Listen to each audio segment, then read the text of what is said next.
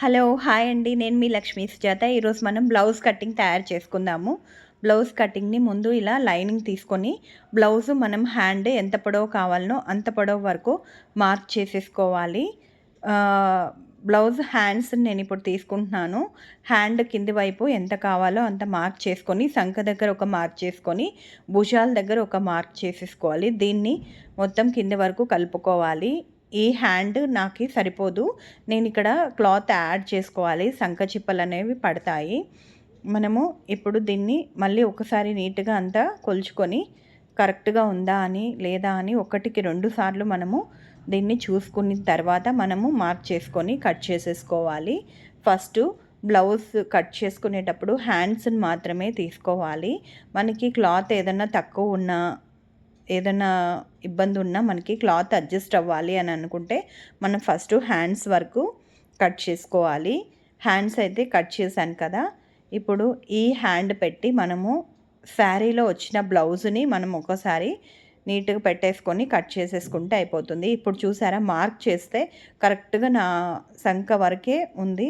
అంటే బ్లౌజ్ సంక వరకే ఉంది. అది నేను ఇంకా క్లాత్ యాడ్ చేసుకుంటాను. ఈ విధంగా శారీలో వచ్చిన బ్లౌజు కింద పైన చూసుకొని, ఇదంటే మనకు బార్డర్ ఉంది కాబట్టి మనకు పైన పార్ట్ ఏదనేది తెలిసిపోతుంది. దాని మీద ఈ హ్యాండ్‌ని ఇలా పెట్టేసుకొని నీట్‌గా పర్చేసుకొని, ఎక్కువ తక్కువ లేకుండా నీట్‌గా కొంచెం క్లాత్ ఉండేటట్టే కట్ చేసేసుకోండి. ఇంకా మనకి సరిపోతుంది. ఈ విధంగా లైనింగ్ నేను ఎక్కడి వరకు ఉంచానో అది కాకుండా దాన్ని పెంచుకొని పైన క్లాత్‌కి అతుకు లేకుండా చూసుకుంటున్నాను.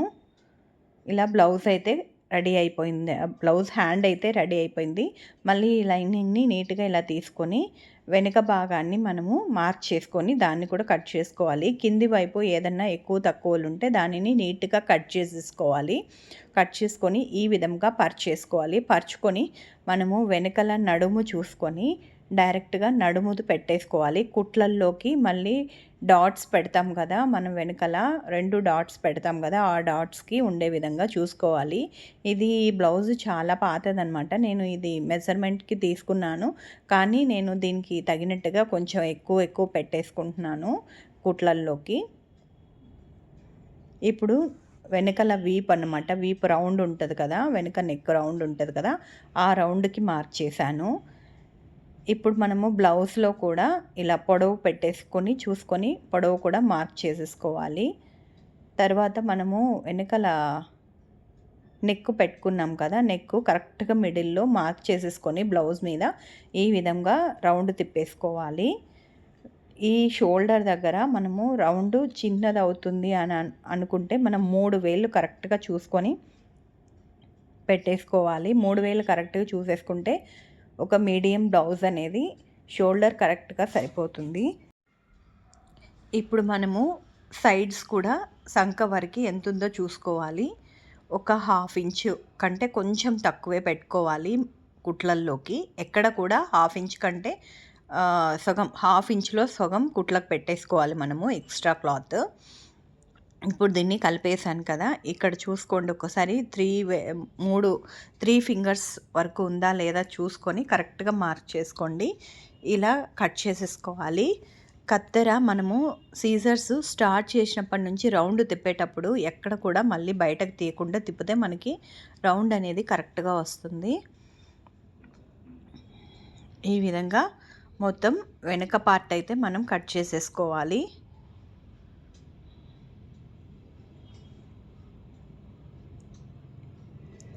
నేను నార్మల్‌గా పేపర్ కటింగ్ చేసేసుకొని, పేపర్ పెట్టేసుకొని కట్ చేసేసుకుంటాను.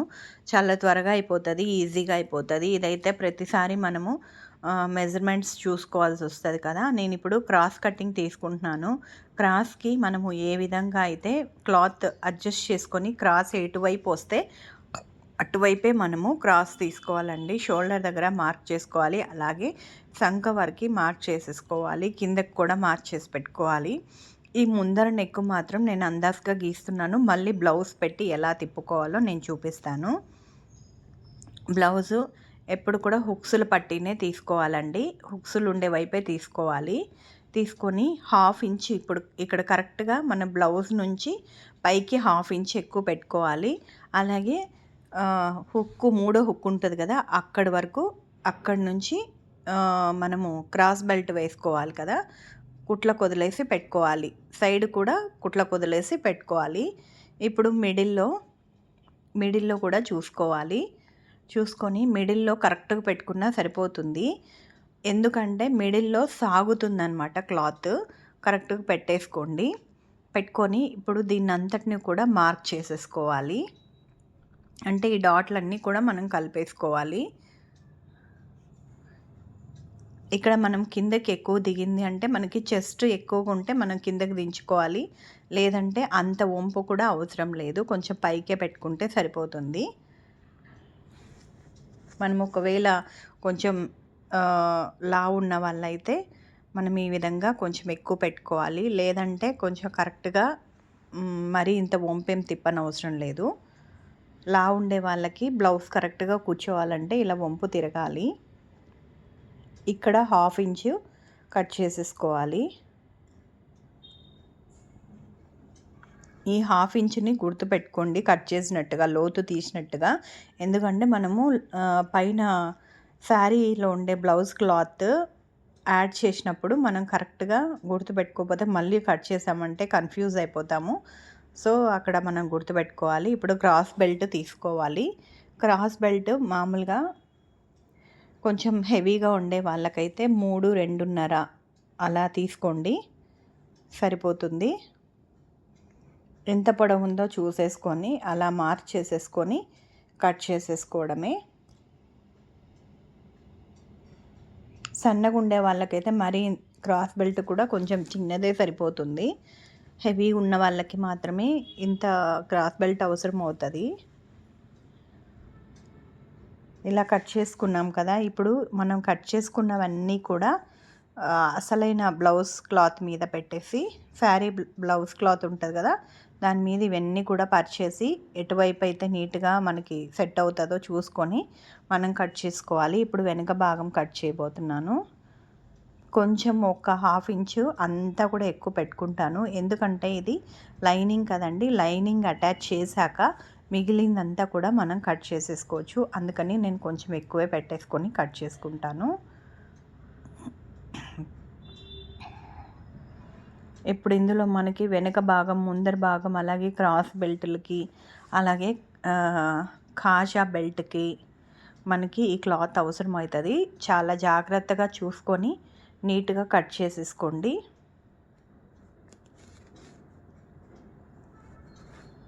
ఇప్పుడు వెనక పార్ట్ అయితే అయిపోయింది.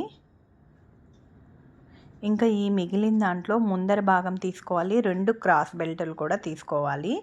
ఈ క్లాత్ మనకి ఎలా పెడితే మనది క్రాస్ కటింగ్ కదా, ఎలా పెడితే మనకి సెట్ అవుతుందో చూసుకొని అలా కట్ చేసుకోండి. కొంచెం లేట్ అయినా పర్వాలేదు, కరెక్ట్గా చూసుకొని మనకి క్రాస్ వచ్చే విధంగా పెట్టుకొని కట్ చేసుకోండి. ఈ విధంగా పెట్టాను నేను. ఇప్పుడైతే మనకి సరిపోయింది.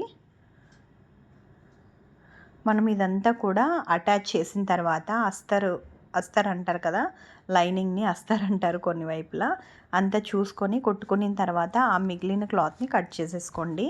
ఇప్పుడు ఈ క్రాస్ బెల్ట్కి కూడా మనం తీసేసుకుంటున్నాము.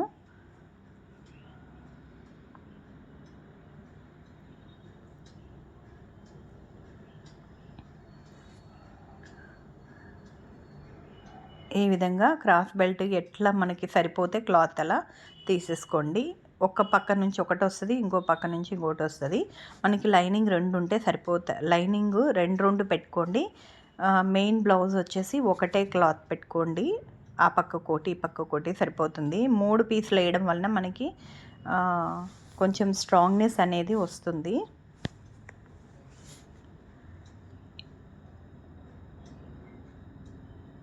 ఇంకా ఇందులోంచి మనము వెనకల పట్టీ ఒకటి, అలాగే 2 హుక్సులు కొట్టి కాజాకు ఒకటి తీసుకోవాలి.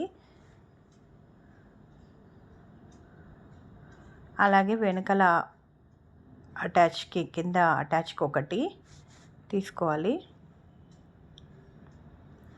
ఇంకా క్రాస్ అండి, ఇది నెక్ క్రాస్, ఇలా క్రాస్ తీసుకోవాలని చూపించడం కోసం కట్ చేశాను, తర్వాత కట్ చేసుకుంటాను.